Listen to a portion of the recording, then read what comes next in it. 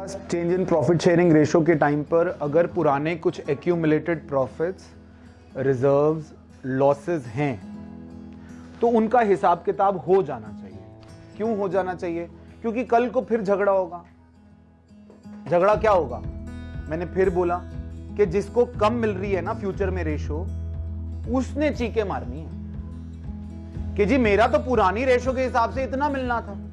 For example, पुरानी ratio के हिसाब से किसी को 10,000 रुपए मिलने थे, अब वही प्रॉफिट रेशो चेंज होने के अगले दिन बांटा तो वो 9 मिल रहे हैं उसको। आज के दिन उसको 10 मिलते हैं, आज शाम से रेशो चेंज कर दी और कल प्रॉफिट बांट लिया तो कल उसको 9 मिलेंगे। अब वो बोलेगा, वो कहता है भैया पुराना प्रॉफिट पहले बांट लो, फिर फ्यूचर के लिए मैं तैयार हूं कि मेरा प्रॉफिट शेयरिंग रेशो आप कम कर दो, कोई बात नहीं, क्योंकि मैं कंट्रीब्यूट भी कम कर रहा हूं या कोई भी कारण है तो मैं फ्यूचर में प्रॉफिट शेयरिंग रेशो कम ले लूंगा। लेकिन जो मेरी आज तक की मेहनत है वो तो पुरानी रेशो के हिसाब से है ना यार। तो अगर पुरानी रेशो के हिसाब से तो पुराना प्रॉफिट फिर बांट लो, ठीक है। अब इसमें दो सिचुएशंस हैं। या तो पार्टनर्स कहते हैं कि हम पुराने प्रॉफिट्स को बांट के खत्म करें। अगर बांट के प्रॉफिट्स को खत्म करना है तो हम एंट्री करेंगे accumulated profits oblique reserves account debit to partners capital account. कौन सी रेशो? ओल्ड रेशो में ये प्रॉफिट्स बांट लो और खत्म करो। खत्म, सिंपल हो गया ना। अब नया प्रॉफिट आएगा, आप नया बांट लेंगे। लेकिन अब से ध्यान रखने वाली बात है कि now onwards these profits will not appear in balance sheet. अब से फिर ये प्रॉफिट्स बैलेंस शीट में अपीयर नहीं होने, क्योंकि प्रॉफिट तो बांट दिए। जब बांट दिए तो खत्म हो गए ना, तो फिर प्रॉफिट कैसे दिखेंगे? अब नई बैलेंस शीट में नहीं आएंगे। लेकिन अगर पार्टनर्स कहते हैं कि यार पुराने प्रॉफिट बांटने नहीं है, एक काम करते हैं, जो जितना गेन करने वाला है उससे ले लेते हैं और जो जितना सैक्रिफाइस करने वाले हैं उसको उतना हिस्सा दे देते हैं, बराबर ही हो जाएगा ना। भाई तेरे को फ्यूचर में 1,000 का लॉस होने वाला है। अभी जो मैंने एग्जांपल लिया कि आज 10,000 मिल रहे हैं, कल को प्रॉफिट शेयरिंग रेशो चेंज होगी तो 9 मिलने वाले हैं, तो 1 ले ले यार, 9 तो तेरे को फ्यूचर में मिलेंगे ना। जब बटेगा, समझो मेरी बात, जब भी ये प्रॉफिट बटेगा, आज नहीं बांटते, आज रखते हैं प्रॉफिट।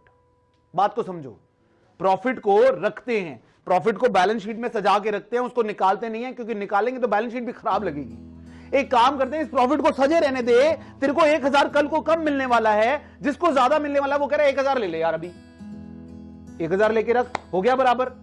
1,000 का ही तो झगड़ा था, कल को 9 तो मिलेंगे ही। जब भी ये प्रॉफिट बढ़ेगा तेरे को 9 तो मिलेगा ही। एक जो तुझे कम मिलने वाला है वो अभी ले ले। तो इससे क्या हुआ? जिसने गेन करना है उसने दे दिया किसको? जिसने सैक्रिफाइस करना है, और प्रॉफिट वहीं का वहीं खड़ा रहा, प्रॉफिट छेड़ा नहीं। तो अगर आप प्रॉफिट नहीं छेड़ना चाहते और प्रॉफिट को अपीयर करने देना चाहते हो तो आप एंट्री करोगे gaining partners capital account debit to sacrificing partners capital account. Gaining partners capital account debit to sacrificing partners capital account. जिससे लेना है, जिसने गेन करा है उससे ले लो, और जिसको सैक्रिफाइस करना है उसको दे दो। इस केस में एक्यूमुलेटेड प्रॉफिट्स और रिजर्व्स और losses will appear in the balance sheet. ये बैलेंस शीट में अभी भी अपीयर करेंगे। ये जो प्रॉफिट्स हमने नहीं बांटे हैं ये अभी भी उतने के उतने ही अपीयर करेंगे, क्योंकि हमने इसको छेड़ा ही नहीं। So these are the only 2 possible cases of profits treatment. इसमें एक जगह बच्चे कहीं आप कंफ्यूज हो सकते हैं, जहां पर क्वेश्चन में उसने बोला कि एक एग्जांपल लेता हूं कि जनरल रिजर्व है लेट्स से 10,000 रुपए, P&L का क्रेडिट बैलेंस है लेट्स से 50,000 रुपए, और एडवर्टाइजमेंट सस्पेंस है आपका 20,000 रुपए। वो कहता है एक सिंगल एंट्री करनी है। 3 चीजें, एंट्री सिंगल करनी है। क्या करो? ये बेटा प्रॉफिट्स है, जनरल रिजर्व और P&L का क्रेडिट बैलेंस तो प्रॉफिट हुए ना बेटा, इन दोनों को टोटल करो, कितने हो गए?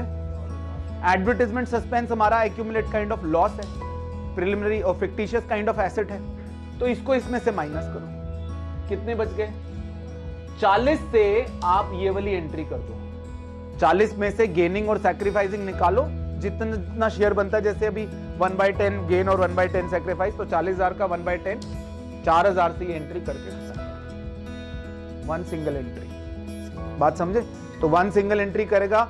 अच्छा, जब उसने ये वाली एंट्री करानी होगी ना, तो आपसे बोलेगा एडजस्टमेंट एंट्री कर दो या एक सिंगल एंट्री कर दो, ठीक है? क्योंकि अगर ये 3 चीजें होंगी और हमें ये बांटना होगा, तो फिर हमें 2 एंट्रियां करनी पड़ेंगी।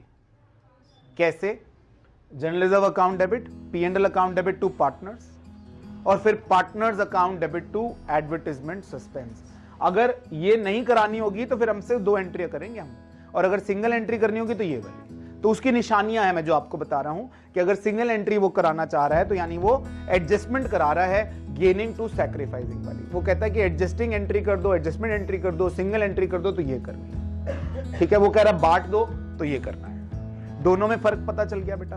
बांट देना है तो फिर फ्यूचर में गुडविल और फ्यूचर में प्रॉफिट्स आपके अपीयर नहीं होंगे, और नहीं बांट देना है तो फिर अपीयर होंगे। ये बाद के चैप्टर्स में भी ध्यान रखना बेटा, क्योंकि अगर एडमिशन और रिटायरमेंट में भी अगर ये आता है इस तरह से, वो कहता है प्रॉफिट बांटना है तो पार्टनर्स में बांट दो, फिर प्रॉफिट नई बैलेंस शीट में अपीयर नहीं होगा। नॉर्मली एडमिशन रिटायरमेंट के सारे केसेस में हम जनरल रिजर्व बांट देते हैं, पुराना बांट देते हैं, क्योंकि नया पार्टनर आ रहा है तो उसके साथ झगड़ा नहीं करना, हम पुराना बांट देते हैं, है ना? रिटायरमेंट में पुराना जा रहा है तो उसको दे देते हैं। लेकिन अगर बाई चांस कोई ऐसा क्वेश्चन आ जाए कि जिसमें वो कहे एडमिशन रिटायरमेंट में भी कि जो पुराना जनरल रिजर्व या पुराना प्रॉफिट्स है ये बांटना नहीं है, डिस्ट्रीब्यूट नहीं करना, तो फिर आप ये वाली एंट्री करोगे, और फिर जब आप नई बैलेंस शीट बनाओगे तो उसमें फिर जनरल रिजर्व वो प्रॉफिट अपीयर करेगा, दैट विल स्टिल अपीयर, ठीक है? तो 2 चीजें आपने करी, एक गुडविल की ट्रीटमेंट करी और एक आपने एक्यूमुलेटेड प्रॉफिट्स का ट्रीटमेंट करा। तीसरी चीज जो आपके चेंज इन PSR में है वो है revaluation of assets and liabilities।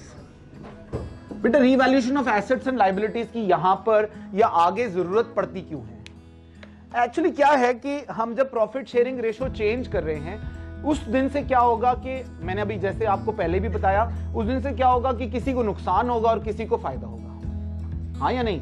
जब हम प्रॉफिट शेयरिंग रेशो चेंज करेंगे तो somebody will gain and somebody will lose।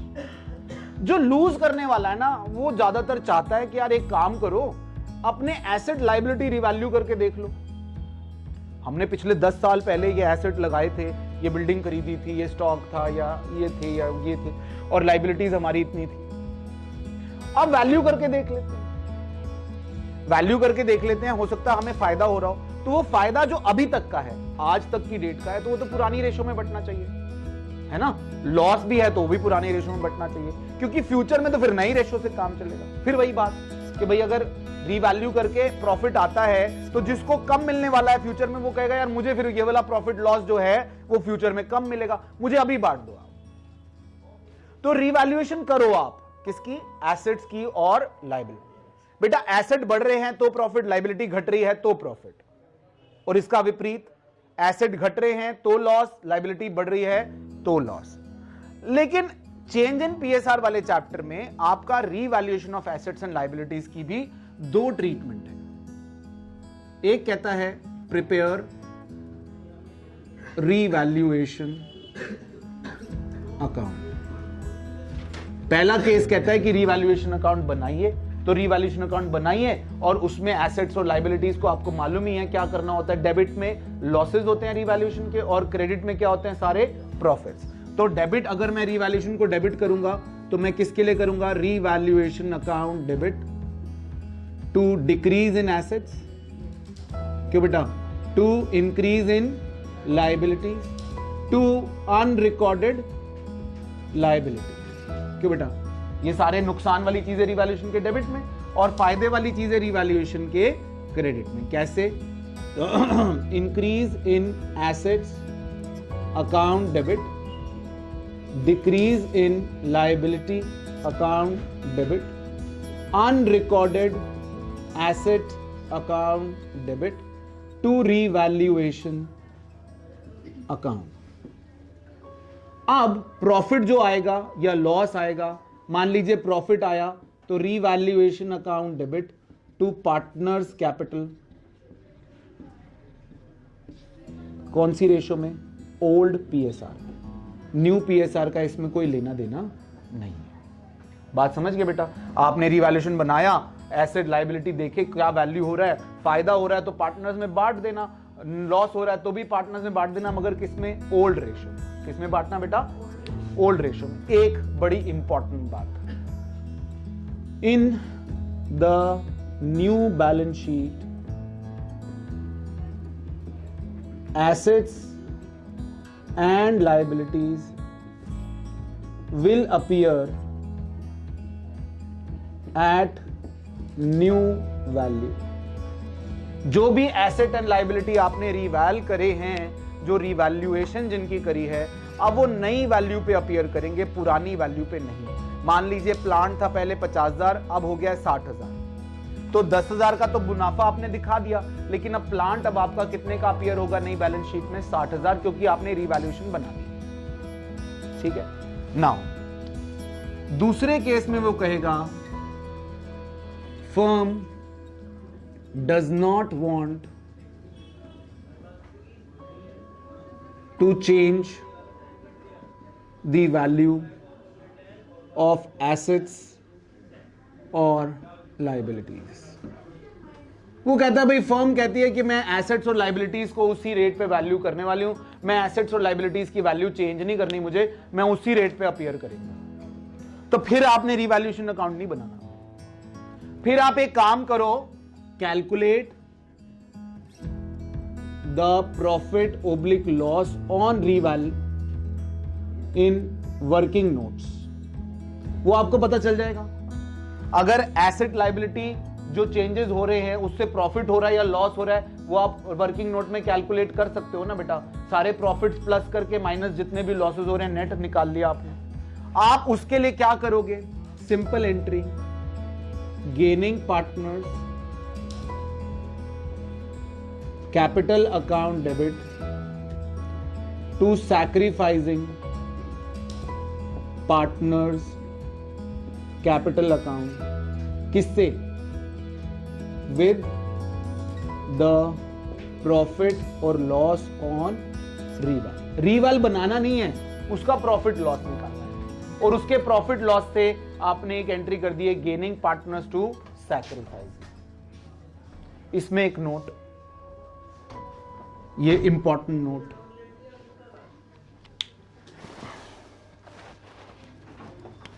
in the new balance sheet, assets and liabilities will appear at their existing value। जो existing balance sheet है उसमें asset और liability पुरानी ratio पे, पुराने value पे ही अपीयर होंगे, क्योंकि हमने चेंज किया ही नहीं, हमने उनको छेड़ा ही नहीं। बेटा इन एंट्रीज में देखो, आपने एसेट को क्रेडिट किया था यानी एसेट को घटाया था, इस एंट्री में एसेट डेबिट किया था यानी एसेट बढ़ाया था, आपने एसेट लायबिलिटीज को छेड़ा था ना। यहां तो एसेट लायबिलिटी को छेड़ा नहीं, आपने एक पार्टनर ने दूसरे पार्टनर को दे दिया। वही बात, मान लो रीवैल्यूएशन पे जाकर आज जो है रीवैल्यूएशन का प्रॉफिट होने वाला है लेट्स से 50,000 रुपए, ठीक है, रीवैल्यूएशन का प्रॉफिट 50,000 रुपए दिख रहा है। अगर पुरानी रेशो में बांटे तो किसी आदमी को, एक पार्टनर को मिलने वाले हैं लेट्स से 30,000, लेकिन प्रॉफिट शेयरिंग रेशो चेंज होने के बाद इस 50,000 में से उसको मिलेंगे 25,000। मेरी बात ध्यान से सुनना बेटा, रीवैल्यूएशन का आज की डेट का प्रॉफिट कितना है? 50,000 रुपए। 50,000 में से अगर हम एग्जिस्टिंग रेशो की बात करें तो किसी एक पार्टनर के जिसकी हम बात कर रहे हैं, लेट्स से वो एक्स है या वाई है, जो भी है, उसको आज मिलने वाले हैं 30,000। लेकिन the moment profit sharing ratio changes, उसको इस 50,000 में से 25 मिलेंगे, यानी कल को उसको 5 कम मिलेंगे। तो झगड़ा 5 का है। पार्टनर्स ने कहा यार 5 हमसे ले ले, एसेट लायबिलिटी नहीं छेड़ते, उनको एज इट इज रहने दे बैलेंस शीट, ठीक है, ये वाला काम नहीं करते, एसेट लायबिलिटी छेड़ते नहीं है, तू 5,000 हमसे ले ले, गेनिंग पार्टनर ने किसको दे दिए, सैक्रिफाइसिंग को 5,000 रुपए दे दिए कि यार तेरे को 500 रख, 25 तो तेरे हैं ही, 25 तो तेरे को कल को मिलना ही है। अगर हम कल को बांटेंगे इसको न्यू रेशो में तो 25 तो तेरे हैं ही है। पुरानी रेशो में 30 मिलने थे, 5 एक्स्ट्रा मिलने थे बोले। तो उससे क्या हुआ, पार्टनर्स ने आपस में सेटलमेंट कर ली और एसेट लायबिलिटी को छेड़ा नहीं। जब एसेट लायबिलिटी छेड़े ही नहीं तो नई बैलेंस शीट जब आप अपीयर करेंगे, जैसे प्लांट 50,000 का था, उसकी नई वैल्यू 60,000 है, लेकिन अब बैलेंस शीट में 60 नहीं आएगा, 50 ही आएगा क्योंकि आपने एसेट लायबिलिटी छेड़ी। Is that okay? These are the 3 main things to be done in change in PSR. 1, goodwill treatment, I told you. 2, accumulated profits and losses. 3, revaluation. With this, you are done with change in PSR. बड़ा easily. मतलब अगर आपके पास ये वाले notes होंगे, आपको फिर कुछ भी करने की जरूरत नहीं है, एक बार इनको रीड करो और शुरू कर दो चैप्टर को। ठीक है?